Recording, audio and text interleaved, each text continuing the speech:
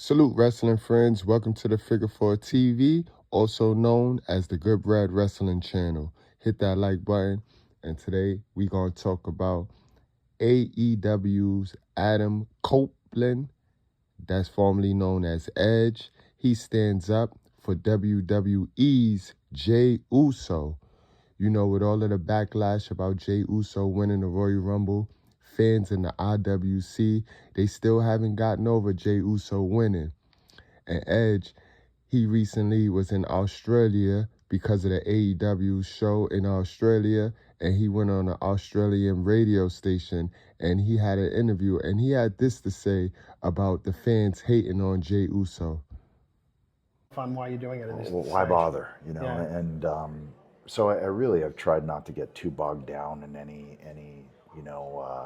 aspects of it, and really just enjoy the fact that wrestling's supposed to be fun.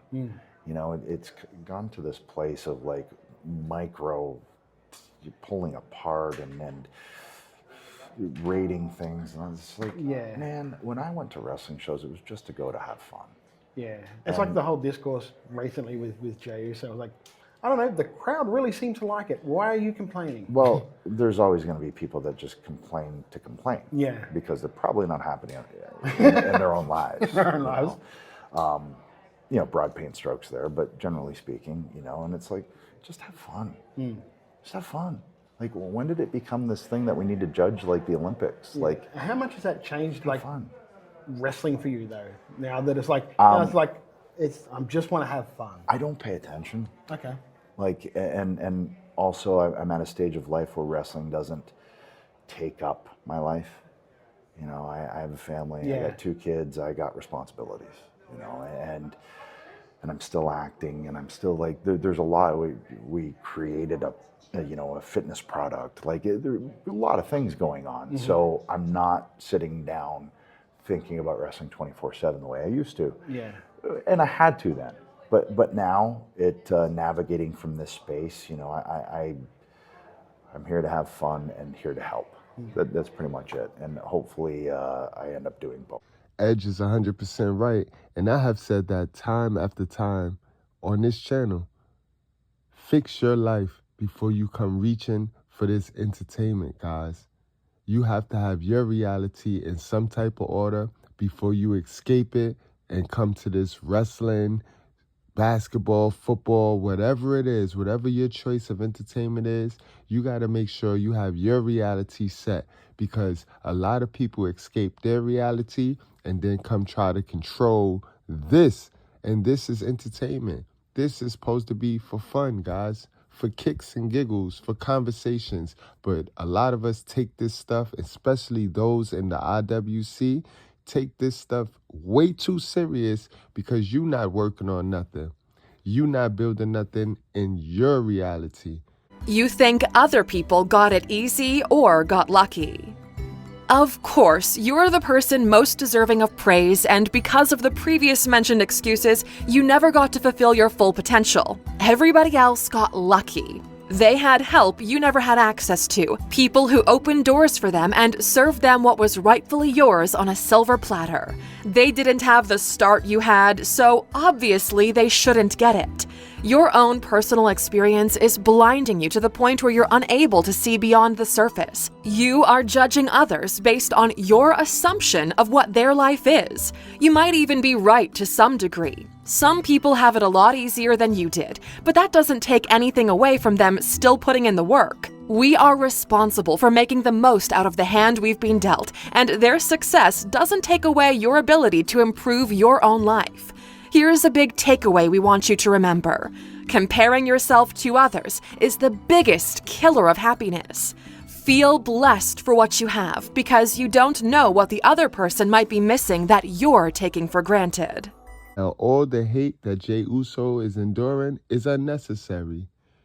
We have a bad habit of rooting for a person when they're the underdog.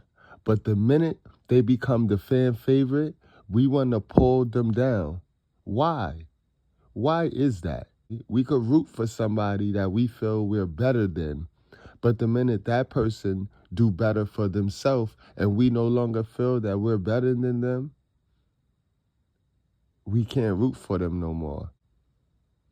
Let's listen to what Rikishi had to say about his son choosing Gunther and about the backlash that his son received for winning the Royal Rumble. The Yeet Man, Jey Uso, has an opponent named for WrestleMania, and that opponent is Gunther. Now, Big Keish, Jey is pretty much 0-2 right now against Gunther. He had that match on Raw, had the match on Saturday night's main event. Now, he's putting everything on the line, going up against Gunther at WrestleMania. Do you think that this was the smart decision to make? Should he go after Gunther or Cody? What do you think? I think there's the right decision. I felt Jey made the right decision. You know, there's history. There's history there between him and Gunther. You know, after not getting the job done in 2 opportunities, you know, this means something now. You know, you getting the 3rd time to crack at this thing here, but the only difference is on the biggest, grandest stage of them all. Right. So I don't see, I don't see anything else but the best performance ever from Jey going into WrestleMania. I mean, we've seen a lot of great matches from Jey with his brother Jimmy, tag teaming and that history. You know, we really kind of opened our eyes when during the pandemic, you have this kid here with him and Roman, when they had their little dance off together going as a single. That was the first time Jey was introduced to being a single competitor, due to his brother being out on an injury. And, it was there that I seen the skills of Jey to be able to adapt in front of a crowd that's not there, but's on the TV screen.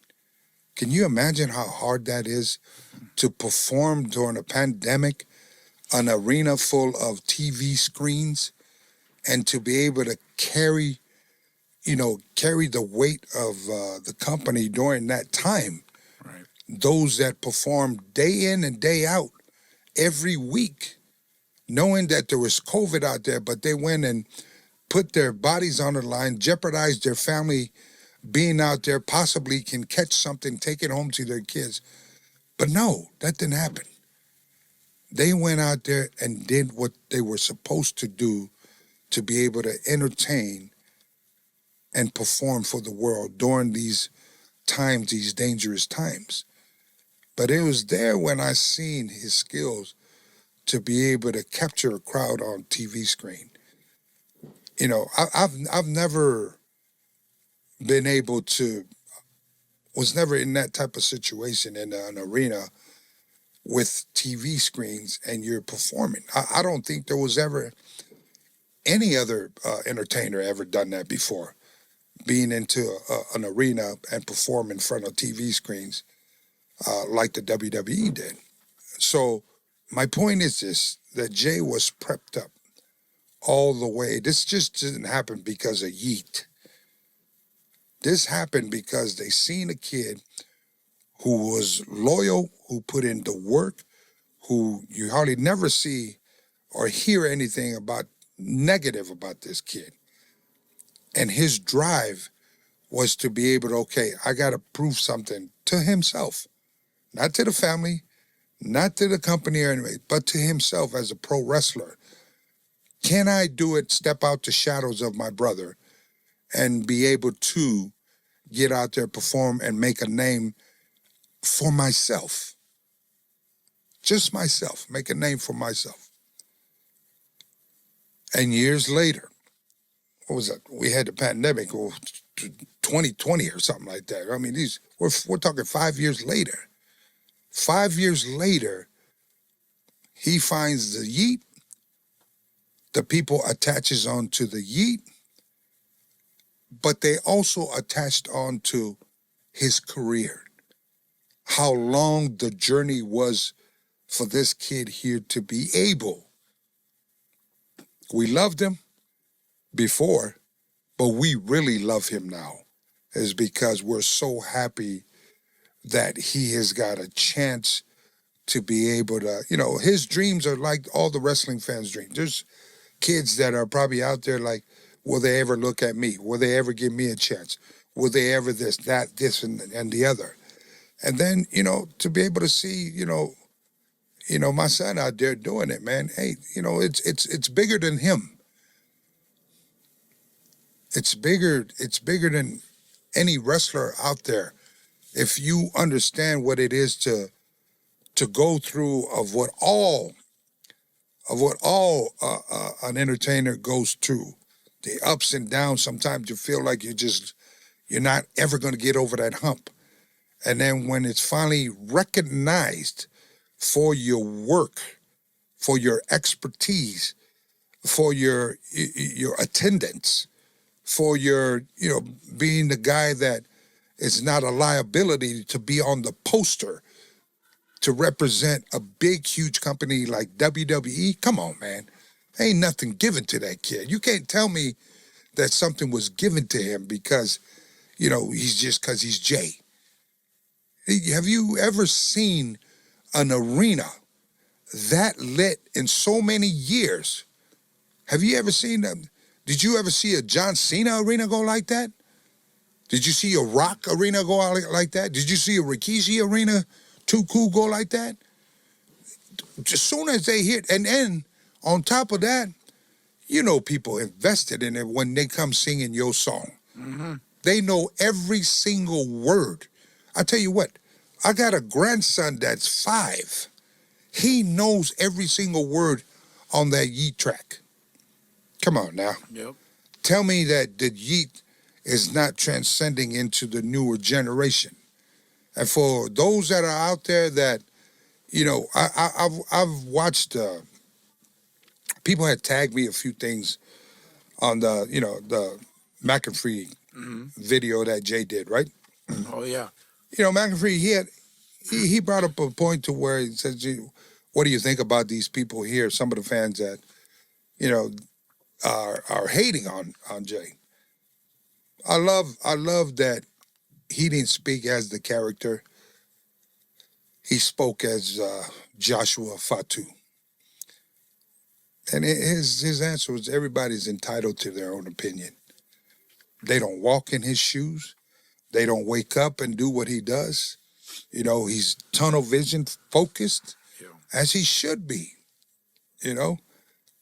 So my point is this, is like, to those that are out there and feeling some type of way about the Yeet, let's think about all the good stuff that this kid has done. Make-A-Wish Foundation. They never talk about stuff like that wrestlers does. These are things that we do during the times when we should be off. But we do the extra work to be able to go visit kids and, to make a difference in their lives. Knowing you're tired, man, just flew all the way from overseas, 18-hour flights, man, just barely got to the hotel room to take a shower. You get in there and, you got your, list of things to do with your scheduling. Car's going to pick you up in 20 minutes. You got to rush, call your family, FaceTime, all that stuff there. And so at the end of the day, so let's be supportive. Big Keisha's definitely right. And at some point, you internet trolls and you IWC computer warriors, you got to go see about yourself. You got to go get yourself checked, because the things y'all be saying about these characters, and they just characters. They're just characters. The things y'all be saying and hurling around the internet about these people is sickening. It's sickening, yo. And you can just tell that you guys don't have a life. Since I've been back, every arena we've gone into, and before I left, every arena we were in, and then internationally at France and all those other stops, every single person is pumped whenever you come into the building. There's a there's an aura that radiates around you. Every celebrity that gets involved with the WWE wants to come out and yeet with you. And then there's some reaction on the internet of people being a little bit bummed out that you won the Rumble. Have you seen that? How do you feel about that? And how do you frame that in your mind? That's them, Moose. Yeah. Like, that's them. That's your opinion, Moose. You don't strap my boots every week. You're not on the road like I am every week. Like you said earlier, I saw earlier, it was all the bumps, handshakes, all that side step that don't nobody see, all the early flights, rental cars. Man, I ain't pushing up and, we ain't traveling with security guards around me. I'm in the trenches like everybody else, man. I don't pay no mind to that, Luce. If anything, like I don't need none of that, Luce. I'm gonna just focus right here. It was tunnel vision. You either hop on the train or get off the train. But there's a lot of haters out there who's they talking because they can't walk it. So I'm just excited, bro. I'm all on the positive part. I've never thought I would be at this level, Pat. But now I'm here. Hell yeah. I'm here, and I got places to go to. Yeet. And you've earned it too, Yes. Jay. I love hearing that. Jay, listen, there's a lot of people in WWE that knew you were going to get to this point at some point in your career. I mean, I had the honor to call your very first match with your brother in WWE, and you know me, I've been along for the ride for so many years with you, and I think, when you broke out into your singles career and this whole thing, the whole story with the bloodline and Roman and you turning on Roman, that really changed something for you, and you truly became the main event Jey Uso, and I'm so proud of you. Hell yeah, Jay. Thanks, Cole. Jay. Hey, appreciate it. Hey, Cole, man. At the end of the day, everybody need haters. If you don't have any haters, then you ain't doing something right. People gonna talk, and people are allowed to talk. And that's the problem with the internet. See, people is allowed to hide behind screens and say whatever they want without any repercussions. That's the sad part. But guys, make sure you're working on you. Make sure you're building something in your reality so that you can be watching this entertainment comfortably. And you ain't got to feel no way. You ain't got to hate a particular character. Because at the end of the day, these guys go out there and they put their livelihood on the line to entertain us. They put their life on the line to entertain us, guys. That's why they tell us, do not try this at home. Y'all like, share, subscribe, and let's leave a comment, guys. Let me know what you guys think. I also added 2 pieces of great information and advice so that if you identify as a hater, you need to work on that. You need to fix that. All right, y'all? You want other people to fail because you feel they don't deserve success. You want others to fail, not because you want what's worse for them, but you want them to validate your inabilities and insecurities. If they fail as well, it means your own failure is somewhat justified. The goal is obviously unrealistic and even impossible to attain. The success of others doesn't inspire you if you yourself failed. Instead, it makes you annoyed. You know how hard you worked, and you assume that others obviously didn't care as much, yet they got the result you were after. In your opinion, the game is rigged against you. In the words of high school student Kevin Chang, it's not enough that I should succeed, others should fail. But what happens when you don't succeed? Not making it is somehow justifiable as long as nobody else makes it.